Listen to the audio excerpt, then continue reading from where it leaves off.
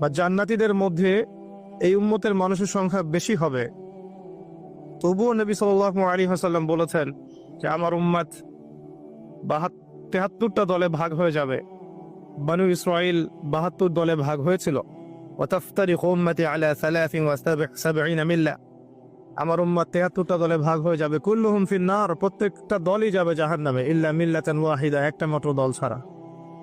কিলা মান হিয়া ইয়া রাসূলুল্লাহ, বলা হলো তারা কারা হে আল্লাহ রাসূল সাল্লাল্লাহু আলাইহি ওয়াসাল্লাম? নবীজি বললেন মা আনা আলাইহি ওয়া আসহাবি, আমি যার উপরে আছি, আমার সাহাবীরা যার উপরে আছে।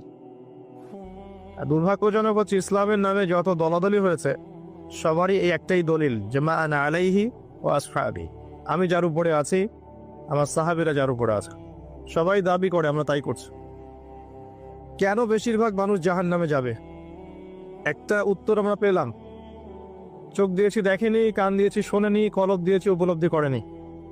অর্থাৎ আল্লাহর সত্যের সন্ধান তারা পায়নি, সত্যকে মূল্যায়ন করে নাই, আল্লাহ পাকের বিধানের আনুগত্য করেনি। আরেকটা কারণ আছে, সেটা হলো শিরক।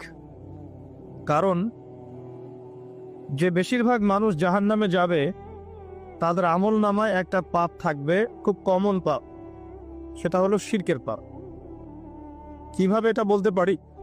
এভাবে পারি যে আল্লাহ পাক সূরা নিসার মধ্যে বলেছেন ইন্নাল্লাহা লা ইয়াগফিরু আন ইউশরাকা বিহি ওয়া ইয়াগফিরু মা দুনা যালিকা লিমান ইয়াশা। আল্লাহ পাক বলছেন আমি শিরক ছাড়া অন্য যে কোনো গুনাহ যাকে ইচ্ছা ক্ষমা করে দেব।